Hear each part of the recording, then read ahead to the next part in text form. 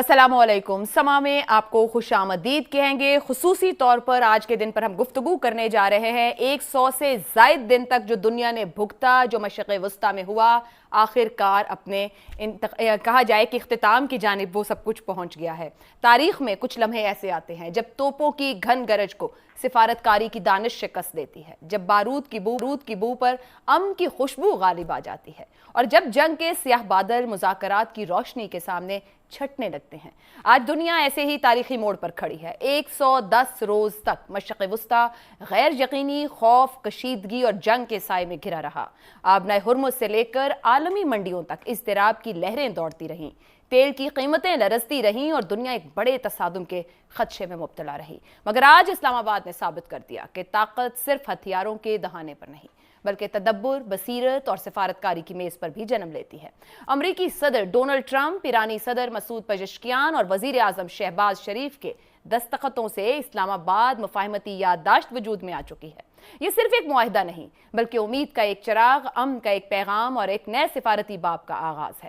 اگرچہ اس معاہدے کے 14 نکات پر آنے والے دنوں میں بھرپور گفتگو ہوگی، دنیا بحث کرے گی، سوال اٹھیں گے کہ امریکہ کو کیا ملا، ایران نے کیا حاصل کیا اور اس کے معاہدے پر عمل درآمد آخر کب ہوگا، کیسے ہوگا، کیا کوئی رکاوٹ ہوگی. مگر اس وقت ایک حقیقت سب سے نمایاں ہے. مشرق وسطیٰ کو امن کی ایک امید مل گئی ہے اور عالمی معیشت کو غیر یقینی کے بھنور سے نکلنے کا ایک سنہری موقع حاصل ہو گیا ہے. اسی صورتحال پر گفتگو رکھیں گے کہ آج یہاں کھڑے ہیں، یہاں سے آگے جو 60 دن طے کیے گئے ہیں کہ وہ بھی اسی طریقے سے گزر جائیں گے. آج جس کامیابی کا جشن دنیا منا رہی ہے، عالمی منڈیوں میں تیل کی قیمتیں نیچے آ گئی ہیں اور یہ جو دستخط ہوئے ہیں اس MOU پر، پاکستان نے اس میں کیا حاصل کیا، دنیا کو کیا ملا، یہ سب اپنی جگہ پر موجود ہے. مگر امریکہ اور ایران اس پوری سچویشن میں کہاں آئے ہیں؟ 4 دہائیوں سے زائد تک جو نفرت بوئی گئی اس کا مستقبل کیا رہے گا؟ میرے ساتھ موجود ہیں طلعت حسین صاحب، سینئر صحافی ہیں، اینکر ریڈ لائن کے، اور برگن سٹاک سوئٹزرلینڈ میں ہیں. اسی جو کہ 19 تاریخ کو وہاں پر جو دستخط ہونے تھے اور اب وزیر اعظم پاکستان نہیں جا رہے، اسی طریقے سے دوسرے کاؤنٹر پارٹس بھی وہاں پر نہیں ہوں گے. ان سے جاننے کی کوشش کریں گے کہ وہاں پہنچ کر کیا فیل موجود تھی، کیا صورتحال ہے، اور اب ظاہر ہے ٹیکنیکل کمیٹیز کی میٹنگز کا آغاز بھی وہاں سے ہو رہا ہے تو وہ ہمیں کیا بتائیں گے. زیغم خان صاحب اسٹوڈیو میں ہمارے ساتھ ہیں، سمیرہ خان صاحبہ ہماری رپورٹر ہیں، ہمارے ساتھ موجود ہیں، ہمیں رپورٹ کرتی رہتی ہیں کون جانے والا ہے، کون آنے والا ہے. وزیر اعظم صاحب کو انہوں نے کیسے یہاں روک لیا، یہ بھی ان سے پوچھیں گے. طلعت صاحب سب سے پہلے آپ سے، آپ وہاں موجود ہیں، موسم کیسا ہے؟ وزیر اعظم اسلام آباد میں رہ گئے ہیں، اب آپ کا ویکنڈ کا پلان کیا ہے؟ مجھے اسلام آباد کے موسم کا نہیں پتا، لیکن مجھے یہ پتا کہ یہاں پہ گرمی سوئٹزرلینڈ کے حساب سے ذرا زیادہ ہے. تو مجھے لگتا ہے کہ شاید وزیر اعظم کو پتہ چل گیا ہو اور اسلام آباد کا موسم شاید خوشگوار زیادہ ہو تو وہاں پر رہ گئے. لیکن ہم آپ کو یہ بتا سکتے ہیں کہ ہم اب واپس زیورک میں موجود ہیں، کیونکہ میرا خیال یہ تھا کہ جب وزیر اعظم یہاں پر تشریف لائیں گے تو ہم زیورک سے ان کی ایکٹیویٹی کو کور کریں گے کیونکہ پاکستان کو ریپرزینٹ کر رہے ہیں، اور آل دا وے ٹو اس وینیو کے اوپر جس پر دنیا کی نظریں لگی ہوئی تھی. لیکن آج ظاہر ہے ان کا وزٹ جو ہے مؤخر ہو گیا ہے. اب اس جگہ پر ٹیمز تو موجود ہیں، جو پروٹوکول کے لوگ ہیں وہ بھی وہاں پر موجود ہیں، لیکن اگلا مرحلہ جو ہے وہ میں آپ کو بتا سکتا ہوں کہ اس کے اوپر ابہام ہے. ابھی میں امریکہ کے وائس پریزیڈنٹ کا ذکر کی اسٹیٹمنٹ سن رہا تھا، انہوں نے ذکر کیا کہ جو ٹیکنیکل کمیٹیز ہیں جس کا آپ نے بھی اپنے ابتدائی میں بات کی، وہ شاید ہو، میں شاید جاؤں لیکن میں شاید نہ جاؤں.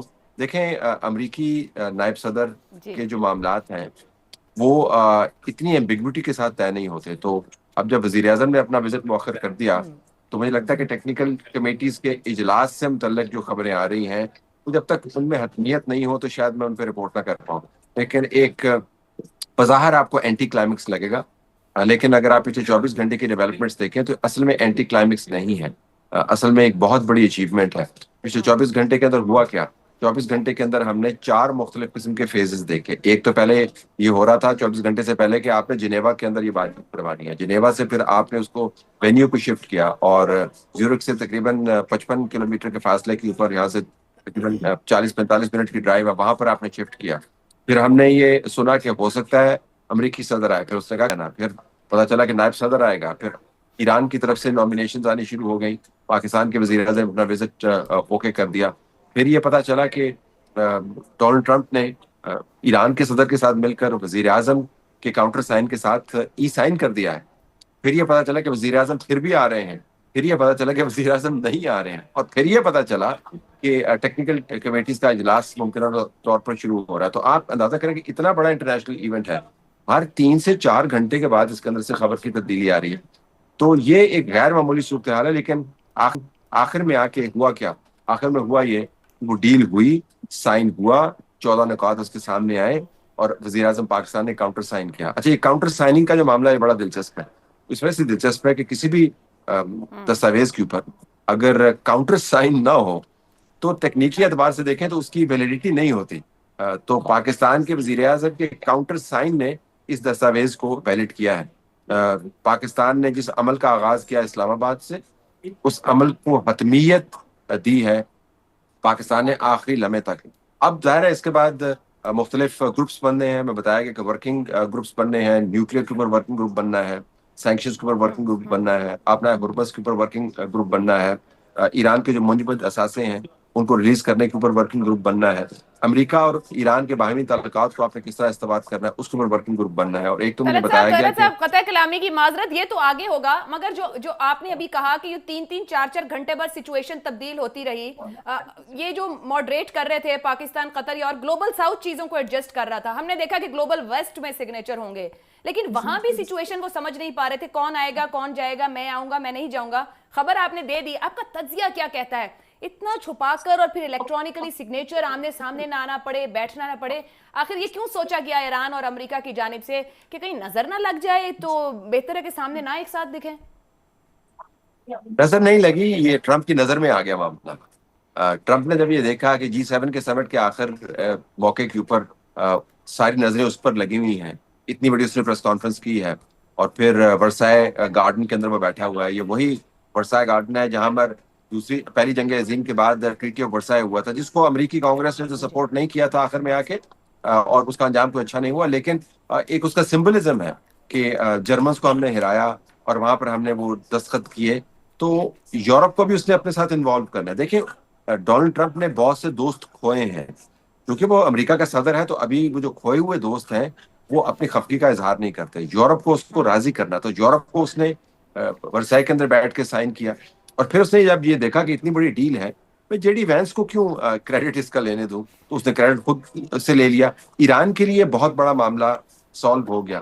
ایران کا صدر، وہ نظام جس کو ڈونلڈ ٹرمپ اپنے الفاظ میں بدترین انداز سے بیان کرتا تھا، اس نظام کا سربراہ ڈونلڈ ٹرمپ کے ساتھ بیٹھ کے ای سگنیچر کر رہا ہے، تو ایران کے لیے تو واہ واہ والی بات ہے.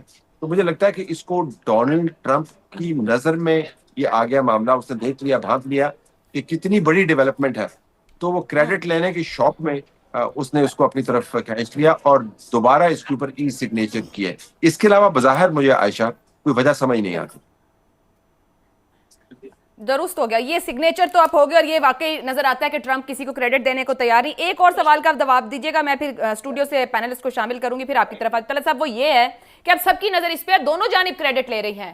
امریکہ کہہ رہا ہے کہ میں نے ہرمز کھلوا دی، دنیا کی معیشت چلنے لگی، اسٹاک مارکیٹس اوپر جا رہی ہیں، تیل کی قیمتیں نیچے آ رہی ہیں، میں نے ایران کو باندھ دیا ہے، اب وہ ادھر نہیں جائے گا ادھر نہیں جائے گا. ادھر ایران کہہ رہا ہے کہ جی وہ $300 بلین لینے جا رہے ہیں، اچھا ٹھیک ہے ہرمز آپ کھول دیں، پر ہرمز ہمارے اس پہ چلے گی.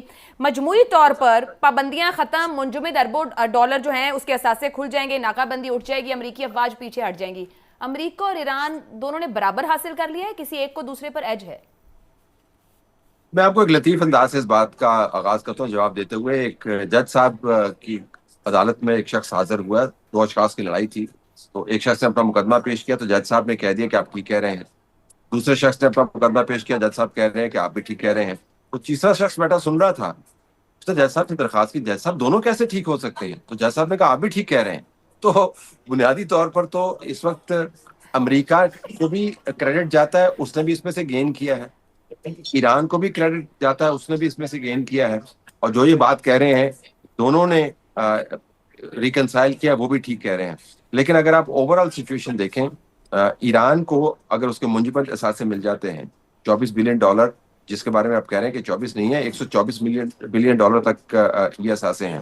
$300 بلین کے اگر انویسٹمنٹ کا آدھا بھی اس کے پاس آ جاتا ہے، تیل بیچنے کی اس کے پاس سہولت آ جاتی ہے. امریکہ نے جو اضافی 55,000 ٹروپس وہاں پر لگائے وہ وہاں سے خالی ہو جاتے ہیں، اور نیوکلیر معاملات کے اوپر ایران NPT جیسی ہی کمٹمنٹ دیتا ہے جس کو پہلے سے اس نے سائن کیا ہوا ہے, یا جو جوائنٹ ایکشن پلان تھا بیراک اوباما کا, اس کے برابر میں کمٹمنٹ دیتا ہے. تو میرے خیال میں ایران کی اگر آپ وکٹریز دیکھیں وہ اس تمام MOU کی حد تک آپ کو زیادہ نظر آتی ہے.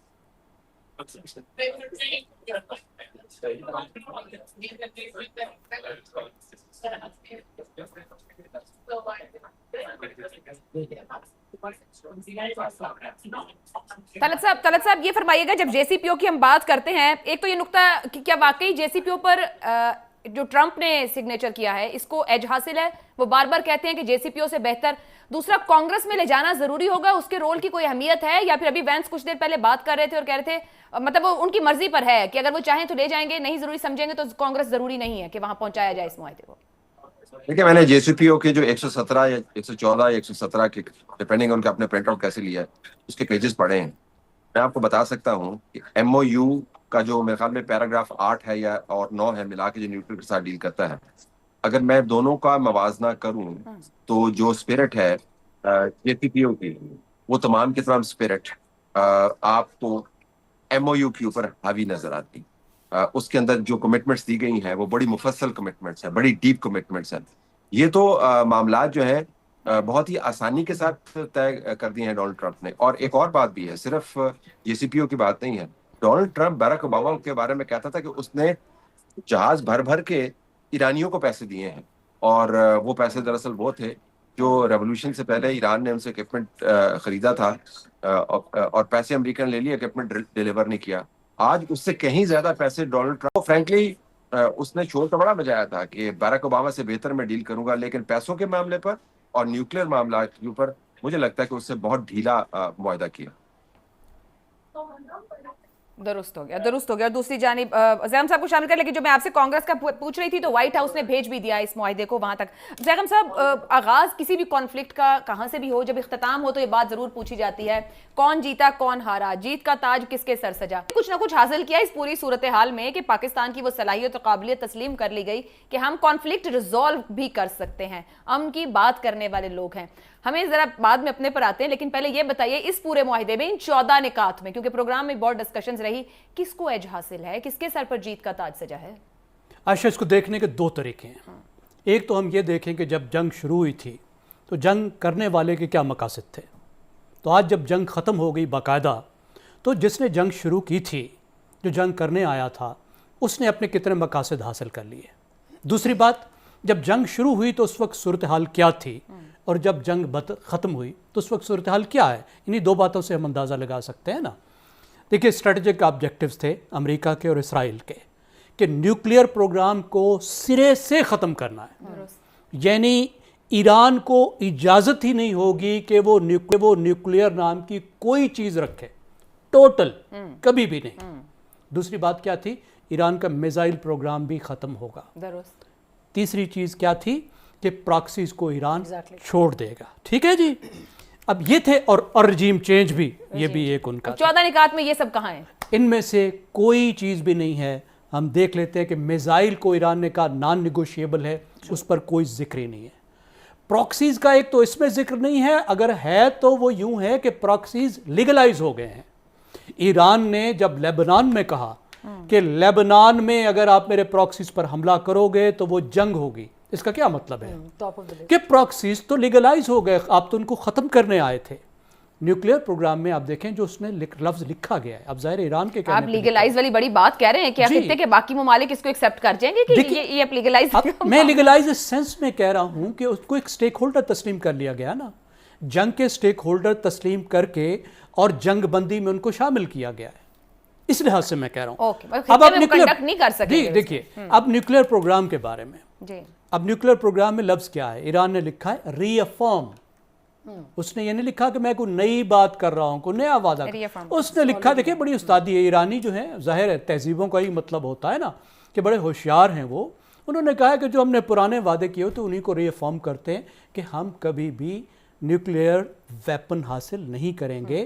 2033 میں ان کے جو روحانی پیشوا تھے, جو ان کے رہبر تھے, علی خامنائی، انہوں نے فتویٰ دے دیا تھا کہ اسلام میں حرام ہے، ہم کبھی حاصل نہیں کریں گے۔ 2015 میں JCPO میں جو معاہدہ ہوا تھا باراک اوباما کے ساتھ، اس میں بھی لکھ دیا تھا کہ بھئی ہم یہ دے رہے ہیں، تو what are they giving up؟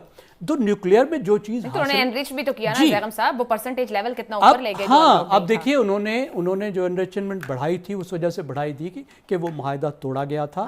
اب جو ٹرمپ صاحب کہہ رہے تھے، وہ ٹرمپ صاحب کیا کہہ رہے تھے کہ یہ جو انریچڈ مٹیریل ہے یہ ابھی ہمارے حوالے کرو، یہ اسی معاہدے میں شامل ہوگا، یہ تم ہمیں پکڑاؤ گے، اور معاہدے میں کیا لکھا ہے کہ اس کو آپ واٹر ڈاؤن کریں گے، اس کی جو انٹینسٹی اس کو کم کریں گے اور انٹرنیشنل انرجی کے تحت طے کریں گے۔ ابھی تک یہ بھی طے نہیں ہے کہ ایران کے حوالے کرے گا یا نہیں کرے گا۔ ایران کہہ رہا ہے ہم نہیں حوالے کریں گے۔ پھر آپ کنسیشنز کو دیکھیے، اس وقت سب سے بڑی چیز جو ایران کو چاہیے تھی وہ یہ چاہیے تھی کہ اس کی معیشت دوبارہ بحال ہو، اس کو اس طرح کی مدد ملے، اس پر پابندیاں ختم ہوں، کیونکہ جنگ سے بڑی مصیبت جو تھی اس کی مگر کچھ دیر پہلے JD وینس کہہ رہے تھے کہ یہ جو پابندیاں میں نرمی ہے یہ انہیں ختم کرنا یہ کوئی اتنا بڑا معاملہ یا اتنی بڑی بات نہیں ہے۔ کیا یہ واقعی بڑا معاملہ اور بڑی بات نہیں ہے ایران کے پرسپیکٹیو سے دیکھیں تو؟ عائشہ یہ اتنی بڑی بات تھی کہ اگر یہ جنگ نہ ہوتی، امریکہ اور اسرائیل جنگ نہ کرتے اور پابندیاں جاری رہتی تو معاشی دباؤ میں شاید ایران کی حکومت گر جاتی۔ اس معاشی دباؤ کی وجہ سے، اتنا تباہ کن معاشی دباؤ تھا ان پابندیوں کی وجہ سے کہ ہم دیکھ رہے تھے کہ بہت بدترین مظاہرے شروع ہو چکے تھے اور ہو رہے تھے، جن کی وجہ سے ایران کی حکومت کی کریڈیبلٹی ختم ہو رہی تھی۔ اب ایران نے جب ہرمز کو ویپنائز کیا تو اس کی وجہ سے ایران کو آج یہ موقع ملا کہ وہ ان پابندیوں کو ختم کرا سکے جو 1979 سے 89 سے شروع ہوئی تھی اور بڑھتی گئی ہیں یہاں تک آ گئی ہیں، اور آج ان کو تیل بیچنے کی اجازت مل رہی ہے، جس کا مطلب ہے ان کو آدھی تہائی قیمت پہ تیل نہیں بیچنا پڑے گا چوری چھپے، اب وہ اپنی اصل قیمت پہ بیچیں گے۔ اور صرف تیل کے نہیں، کئی اور طرح کے معاہدے انرجی انفراسٹرکچر کی طرف ان کو فروزن فنڈز واپس مل رہے ہیں۔ $300 بلین کی انویسٹمنٹ، پتہ ہے $300 بلین کتنا ہوتا ہے؟ ایران کی جو ٹوٹل GDP ہے وہ $370 بلین کی ہے، اور $370 بلین کی GDP کے ملک کو وعدہ کیا جا رہا ہے۔ تو آپ کہہ رہے ہیں ایران نے تو اچیو ہی کیا ہے زیغم صاحب، اس میں تو دیکھیں مجھ سے کیا ہے، یہ ٹرمپ کی پارٹی سے پوچھ رہے ہیں۔ آپ دیکھیں ایران میں، امریکہ میں اس وقت صدر ٹرمپ کی جو پارٹی ہے، ریپبلکن پارٹی ہے، وہ کیا کہہ رہی ہے؟ اس وقت امریکہ میں وہ لوگ جو جنگ کے شوقین تھے وہ کیا کہہ رہے ہیں؟ they're very upset۔ تو اب وہ اتنے اپسٹ ہیں تو شہزاد چودھری صاحب آپ بھی ہمیں جوائن کر چکے ہیں، بہت شکریہ آپ نے وقت نکالا اس وقت۔ شہزاد صاحب یہ فرمائیے گا، جو 14 نکات سامنے آئے ہیں، کیا ایران نے بہت اچھی طریقے سے اپنے آپ کو کنڈکٹ کیا ہے، اس کو حاصل ہوا ہے؟ کیا امریکہ نے ہرمز کھلوا لی ہے اور ایران کو کسی حد تک وہ کہہ رہے ہیں کہ نیوکلیئر اس نے باندھ دیا ہے، تو امریکہ کی کامیابی ہے، یا امریکہ میں بھی اس پر سوالات اٹھ رہے ہیں؟ مجموعی طور پر یہ 14 نکات کسی ایک کی فیور میں جا رہے ہیں، کسی دوسرے کی فیور میں ہیں، یا سب کے بھلے کے ہیں؟ عائشہ دیکھیں، تجھ کو پرائی کیا پڑی اپنی نبیڑ تو، ہم امریکہ والوں کو اپنے جو فائدے ہیں ان کو ڈھونڈنے دیں، ایران کے جو اپنے فائدے ہیں ایران ڈھونڈ لے گا، ہمیں تو اپنی چیزوں کو گننا ہے۔ سب سے پہلی بات یہ ہے کہ جنگ ختم ہو گئی، ہمیں کیا ملا پھر یہ بتائیے؟ ہماری اس جنگ اگر کنٹینیو رہتی تو ہم اس جنگ میں جھلستے رہتے، یہ جنگ کہاں تک پھیلتی ہمیں اس کا پتہ نہیں تھا۔ اگر یہ سعودی عربیہ یا کوئی بھی کسی اور ملک کے ساتھ جا پڑتی یا بالکل ہم پڑوس میں ہمارے اوپر آن پڑتا تو ہم کیا کرتے اس صورت میں؟ اس پھیلاؤ میں کیا بچ پاتے؟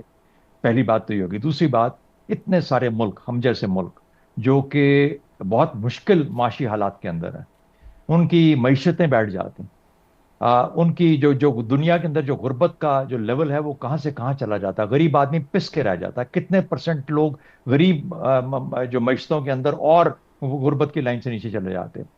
اندازہ لگائیے کہ خوراک کی کہاں کہاں کمی ہوتی۔ تیل تو چلیں پہنچ ہی جاتا جہاں پہ پہنچنا ہے، جہاں پہ چلا جاتا، لیکن ہم جیسے ملکوں کو تیل کی بھی ضرورت ہے، گیس کی بھی ضرورت ہے۔ ابھی تو نہیں ہے، سردیاں آئیں گی تو سب سمجھ آ جائے گی۔ تو یہ جنگ تو بہت طول میں دی جا سکتی تھی۔ تو ہمیں اپنے ان چیزوں کو دیکھنا ہے۔ آگ بجھ گئی، ہرمز کھل گیا، تیل کی روانی شروع ہو گئی، تیل کے ساتھ ساتھ باقی چیزیں جس طریقے سے کہ کھاد ہے، باقی معاملات ہیں، ہیلیم ہے، اتنی زیادہ چیزیں ہم گنوا چکے اپنے پروگراموں کے اندر، وہ سب کا سب सल्फेट्स चले गए, जो डिस्टिलेट्स मगर होते हैं शहजाद साहब, fish कतई कलामी processing की के। माजरत, यहाँ तो तज्जिए तबसरे तीसरी आलमी जंग की तरफ भी थे ना, कि मामला अगर ना संभाला जाता, कंट्रोल ना किया जाता, तो हम एक आलमी जंग की जानिब बढ़ सकते थे। किसी न किसी तरीके से तो उसको अल्हम्दुलिल्लाह, बांधा गया, रोका गया, और अब ये 14 निकात सामने अल्हम्दुलिल्लाह, आए, तो कहीं तो किसी तो को फायदा हुआ अल्हम्दुलिल्लाह, और किसी का नुकसान हुआ है। वॉर ऑफ तो चूजिंग हम जी। तो पाकिस्तान हम तो पाकिस्तान में बैठ के अपना फायदा देख सकते हैं ना, पाकिस्तान ने किस किस्म का रोल अदा किया, पाकिस्तान ने किस तरह से अपने कार्ड्स को ठीक खेला, किस तरह बैलेंस रिटेन रखा, मेंटेन रखा, अपनी सफारती एफर्ट के अंदर किस तरीके से उन्होंने इंटेंसिटी रखी और परसिस्टेंस रखी, उसने कामयाबी दी, पाकिस्तान का नाम बेहतर हुआ, दुनिया में इमेज बेहतर हुआ। मेरे ख्याल में ये हैं पॉजिटिव्स, इनको देखना चाहिए। आप इस झगड़े में पड़ जाते हैं कौन जीता कौन हारा, अगर जीतने वालों को अगर वो नहीं उनको समझ आएगी तो मैं 6 पॉइंट बता दूंगा अभी बैठे बैठे अमेरिका को क्या फायदा पहुंचा। ठीक है, तो उसमें तो कोई बताएं ना सर, रुकावट 3-4 नहीं है तो ना बता दें, जो लोग ये बातें करते हैं उनको तो जवाब देने की जरूरत अच्छा, है कि अमेरिका का फायदा हुआ इस पूरे में।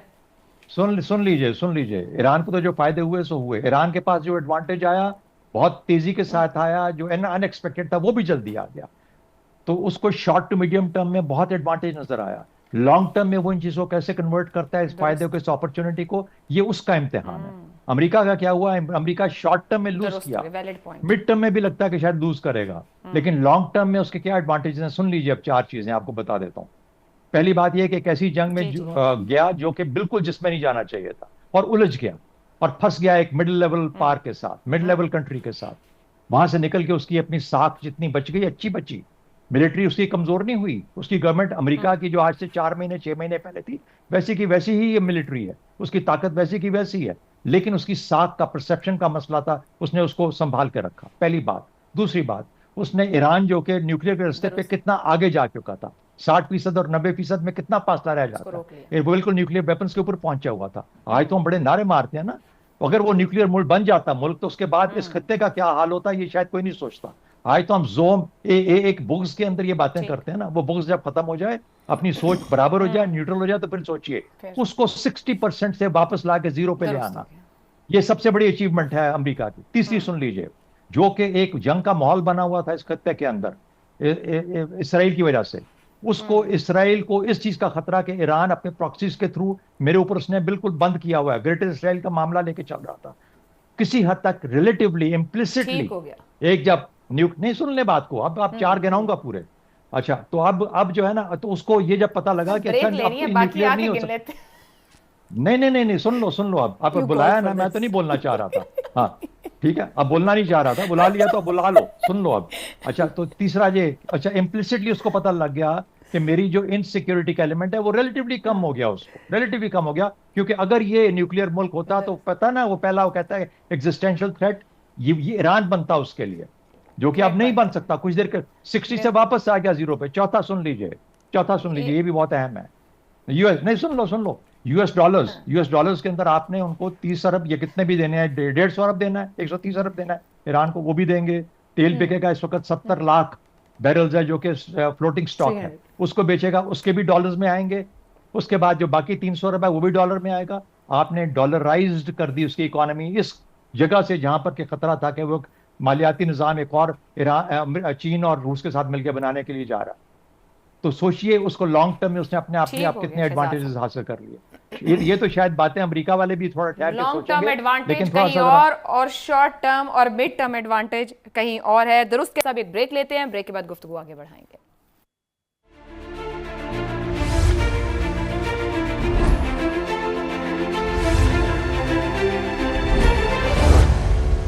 एक बार फिर से आपको खुशामदीद कहेंगे, गुफ्तगू आगे बढ़ाएंगे, मगर उससे पहले ईरान में मुज्तबा खामनेई का पैगाम भी सामने आ गया इस एमओयू को लेके, जहां वो ये कह रहे हैं कि had a different opinion regarding the MOU but I agreed because of पेज़ेश्कियान्स commitment permission has been issued to approve the MOU. यानी कि कबूल भी है लेकिन एतराज़ात भी हैं। सुमेरा खान हमारे रिपोर्टर मौजूद हैं जो कि हमें बताती रहीं कौन आ रहा है, कब आ रहा है, क्यों आ रहा है, कुछ होगा कुछ नहीं होगा। और अब भी खबरें यही थी कि एक दस्तखत होंगे, हाई प्रोफाइल लोग इकट्ठे होंगे। सुमेरा वो सब कुछ तो नहीं हो सका।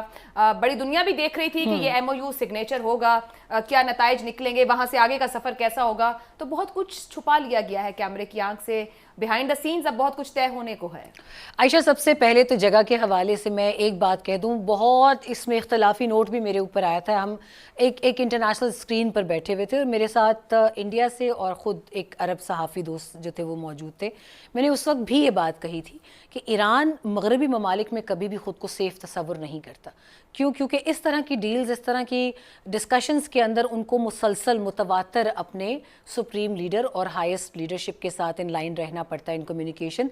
उसके लिए अगर उन्हें सिक्योर लाइन भी दी जाए, और इसमें कुछ इंसिडेंट्स, बल्कि ज़गम भाई को याद होगा जब जवाद ज़रीफ न्यूयॉर्क जाया करते थे तो इस तरह की डिस्कशंस आई थी कि secure line was not that secure. दी तो थी हमने सिक्योर लाइन, नहीं इस्लामाबाद, व्हाई नॉट इस्लामाबाद, मतलब जब हम सब कुछ हैंडल कर रहे थे। देखिए, इस्लामाबाद उनके लिए बहुत काबिले एतमाद, बहुत भरोसे वाली जगह थी, और शायद इसीलिए वो कुछ इस हवाले से रिलक्टेंट थे कि वाई जेनेवा या वाई स्विट्जरलैंड, की एक अलग डिबेट है। इसके आने वाले वक्तों में मुख्तलिफ किताबों में आपको इसके तस्करे बहुत जल्दी मिलेंगे और फिर भी इकट्ठे ना हो सके। एग्जैक्टली। देखिए, एक ट्रस्ट डेफिसिट यहीं से नजर आता है कि अब आप सोचेंगे कितनी मुश्किल ड्यूटी पाकिस्तान ने सर अंजाम दी है कि इलेक्ट्रॉनिक सिग्नेचर और नो इलेक्ट्रॉनिक सिग्नेचर और इन पर्सन सिग्नेचर, आखिरकार वो फील्ड मार्शल ही जानते हैं वो दुख दर्द जो उन्होंने इस पूरे टाइम में झेला, इनको दोनों को इकट्ठा करने में।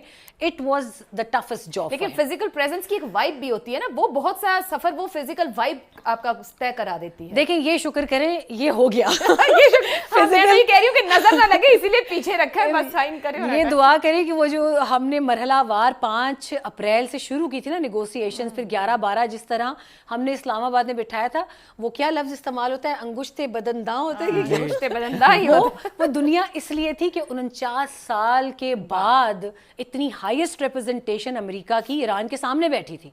वरना उससे पहले तो वो जेरेड कुशनर के सामने, स्टीव विटकॉफ के सामने बिठा के बेचारों को कहते थे कि इनसे डील करें। JCPOA जितनी आसान डील जो थी, ये वो गलत अभी की एडमिनिस्ट्रेशन बात कर रही है, जितनी डील उसके अंदर प्रेसिडेंट ओबामा ने जान खपाई थी, अभी नहीं उतनी हुई, मगर उन्होंने अपनी इतनी हाईएस्ट लेवल की रिप्रेजेंटेशन ईरान को नहीं दी थी। लेकिन तमाम तर बातें जो JCPOA में थी, अब उससे बहुत मुश्किल डील की गई है। ये हम जानते हैं क्योंकि हम उस पूरे अरसे को ट्रैक करते रहे हैं। फिर नेथन्स में हमने इनके साइंटिस्ट को असैसिनेट होते देखा है। 2019-20 तक ईरान के टॉप के 6 साइंटिस्ट जो थे उनको असैसिनेट किया गया है मोसाद की जानिब से। ये तमाम तर चीज़ें हुई हैं बीच में, मगर इसको कहते हैं containment of maximum resistance. America को जो सबसे बड़ा फ़ायदा हुआ है, I agree with all the points Shahzad साहब से, आप इसके ऊपर मैं अग्री करती हूँ, मगर अमेरिका को जो सबसे बड़ा फ़ायदा हुआ है, काइनेटिक टर्म्स में आयशा उसको कहते हैं कि आप एक मर्तबा एक ब्लॉक्ड, एक अबेंडन टेरिटरी में जब जाते हैं और वापस आते हैं, तब आपको पता चलता है कि अब मैं आदी हो चुका हूँ, now I am in reconnaissance, अब मैं अगली स्ट्रैटेजी को आराम से तश्कील दे सकता हूँ। तो नाउ अमेरिका को सबसे बड़ा फ़ायदा ये है, उनको बुशहर का पता चल चुका है, उनको मिनाब का पता चल चुका है कि हम किस थ्रस्ट से अगर फ्यूचर में, और उनको ये भी पता चल चुका है कि ईरानी डील कैसे करते हैं, जब आप एक ही टेबल पे बैठ के उनसे मुस्तकिल। और दूसरा सवाल अगर आपका आया तो उसमें मैं जवाब आपको बताऊंगी कि जिसको अभी इंटरनेशनली तमाम एनालिस्ट मान चुके हैं, I maintain that from day one, nuclear शुरू से ही और अब तक प्रॉब्लम था ही नहीं। इस पे ईरान भी कंसिस्टेंट रहा है, इसमें कोई वो नहीं रहा। ज़ैगम साहब, अब ये हमने बात तो कर ली कि क्या हासिल हो रहा है इन 14 निकात से, बहुत सी बातें आने वाले दिनों में तय होंगी, मगर एक बहुत बड़ा इरिटेंट इजराइल है। लेबनान पर हमले जारी हैं, अमेरिका और ईरान का अपना अपना पॉइंट ऑफ व्यू भी मौजूद है। प्रेसिडेंट ट्रंप ने भी गुज़िश्ता रोज़ तनकीद का निशाना बनाया है इजराइल को, और बड़े सख्त अल्फाज भी उस पर कहे। आज JD वैंस भी, और उन्होंने भी इजरायली वज़ीर आज़म की क्लास ली। सवाल ये बनता है कि ये जो मुआहिदा हुआ है, ये कहीं आगाज़ से किसी बहरान का शिकार तो नहीं हो जाएगा? इजराइल का रोल क्या होगा अगर तल अवीव इस मामले को उस तरीके से ओन नहीं करता जो जिसको पूरी दुनिया इस वक्त ओन कर रही है कि मामला आगे बढ़ने चाहिए? तो क्या वाशिंगटन इस अपने इत्तेहादी को रोक पाएगा या इसके पीछे से मुस्तकिल हट पाएगा? This is $1 million question. देखिए, इजराइल का रोल वही रहेगा जो इजराइल के कायम होने से आज तक रहा है। बिल्कुल उसका रोल खित्ते में अमन को ख़राब करने वाला, जंग करने वाला, कत्लेआम करने वाला, नस्ल कुशी करने वाला, दूसरे मुल्कों के इलाकों पे कब्ज़े करने वाला, यही सब कुछ रहेगा। और ईरान को वो अपने लिए वजूदी ख़तरा समझता है, और उसका जो स्ट्रेटेजिक ऑब्जेक्टिव इस जंग में भी था और पहले से है और आगे तक रहेगा, वो ये है कि कम से कम ईरान की इस रजीम को ख़त्म किया जाए। और अगर पूरी स्टेट इस प्रोसेस में कोलैप्स कर जाए, स्टेट कोलैप्स हो जाए तो वो और भी बेहतर है, जैसा कि सीरिया के साथ हुआ था। ये तो उसका ऑब्जेक्टिव रहेगा। लेकिन अब एक चीज़ जो खुल के सामने आई है, जो बहुत सी बातों को बदल देगी, वो ये है कि अमेरिका में अब ये बात बहुत आया हो गई है कि इसराइल के स्ट्रेटेजिक ऑब्जेक्टिव्स और अमेरिका के स्ट्रेटेजिक ऑब्जेक्टिव्स एक नहीं हैं। और ये जाहिर हो गया है अवाम में, पब्लिक में, सबको, उनके थिंक टैंक्स को, सोचने वालों को, कि अमेरिका इसराइल के स्ट्रेटेजिक ऑब्जेक्टिव्स के लिए अपने ऑब्जेक्टिव्स को कुर्बान करता है। अमेरिका नुकसान उठाकर, अपना नुकसान उठाकर इसराइल को फ़ायदा देता है। अब इसराइल पर जो एक चीज़ होगी, जो एक चेक होगा, वो बहुत बड़ा चेक ये होगा कि अमेरिका की पब्लिक ओपिनियन इसराइल के ख़िलाफ़ हो चुकी है, बिल्कुल। जिसका नतीजा ये निकलेगा अमेरिका के जो लेजिस्लेटर्स हैं वो भी, जो पहले बंधे होते थे इसराइल के साथ, इसराइल के ख़िलाफ़ बात करने को तैयार नहीं होते थे, उनका रवैया बदलेगा। और हम देख रहे हैं कि अमेरिकी सदर वो गुफ्तगू कर रहे हैं इसराइल के बारे में बिल्कुल, जो जिसका तसव्वुर भी नहीं किया जा सकता कि अमेरिकी सदर करेंगे। वो इसी वजह से कर रहे हैं कि होम ग्राउंड में सिचुएशन बदली है, तो ये रिश्ता बदल रहा है। तो रिश्ता बदल रहा है। जितना जल्दी ये रिश्ता बदल जाए, मेरे ख्याल है मिडिल ईस्ट के अमन के लिए बेहतर है। दुरुस्त हो गया। शहजाद चौधरी साहब, सवाल इसराइल पर ही है, यहाँ से आगे इसराइल का किरदार क्या है मिडिल ईस्ट में?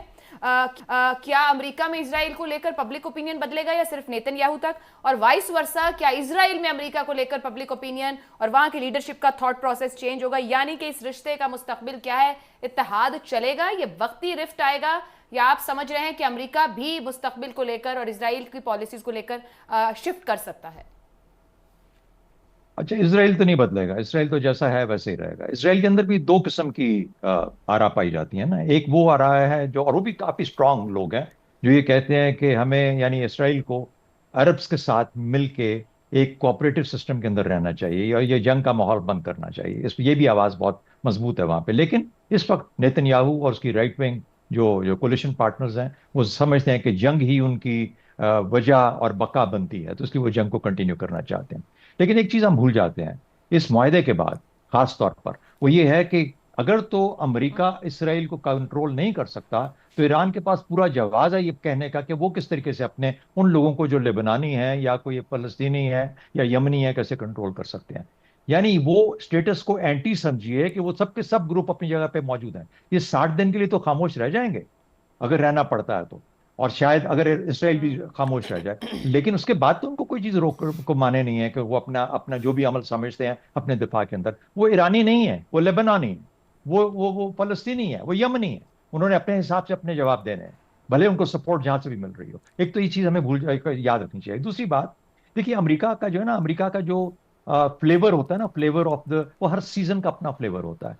ये जो फ्लेवर इस वक्त चल रहा है, ये ट्रंप की वजह से वो फ्लेवर है, ये ट्रंप के जमाने की पॉलिसी है।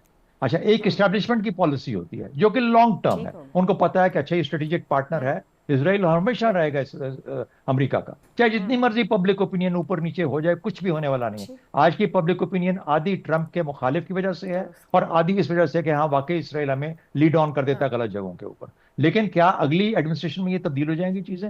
बिल्कुल मुमकिन है कि तब्दील हो जाए। एक नया सदर आए, एक नए अंदाज से बात करे, एक नए अंदाज से अपना नैरेटिव बयान करे, लोगों की सोच बदल सकती है। तो ये सीजनल चीजें होती हैं, इन सीजनल चीजों के ऊपर परमानेंस का भी स्टैंप नहीं हम कर सकते। तो मेरा ख्याल है कि हमें ये ख्याल रखना है कि अमेरिका और इसराइल हमेशा के लिए स्ट्रेटेजिक पार्टनर्स हैं, उनको ब्रेकआउट अभी मुमकिन नहीं है, ना होगा। और अलबत्ता उनको मैनेज करना अमेरिका किसी हद तक कोशिश जरूर हो सकती है फिलहाल, एज फार एज पॉसिबल, और अगले बाकी जो सुदूर होंगे हो सकता है कि वो इसको बेहतर तौर पे मैनेज कर सकें। ठीक हो गया शहजाद। अब सुमेरा, बिल्कुल आखिर में, टेक्निकल कमेटीज की मीटिंग्स तो होने जा रही है, क्या फिर कोई मुलाकातें, या पाकिस्तान का रोल इस एमओयू तक का ही था, अब अमेरिका और ईरान को ही अपने मामलात को कमेटीज में हल कर? नहीं आयशा, चीज़ें I think they will be eventually coming back to Islamabad. अभी 60 रोज़ का ये, इसलिए मैं आज सुबह से ये बात कर रही हूँ कि शायद इसको एंड समझ लिया गया है। 4 वर्किंग ग्रुप्स बनाए गए हैं बहुत अहम, और उसमें सबसे अहम आपका इसी प्रॉक्सी नेटवर्किंग के ऊपर है। Pakistan is there obviously. Pakistan, लबनान बहुत हसास मामला है ईरान के लिए। पाकिस्तान उस एक रेंज में अपने आप को बहुत ज़्यादा इन्वॉल्व नहीं करेगा, क्योंकि वो ईरान और अमेरिका के माबैन ही तय पाई जाएंगी। न्यूक्लियर ईरान ऑलरेडी इसके ऊपर समझौता कर चुका है। जो सबसे अहम चीज़ है वो इनके लिए प्रॉक्सीज हैं, लिफ्टिंग द सैंक्शंस है, उनके डीफ्रीजिंग ऑफ द एसेट्स है, और सबसे अहम उनका जो कोई बात नहीं करता, बैलिस्टिक मिसाइल प्रोग्राम उनकी रेड लाइन है।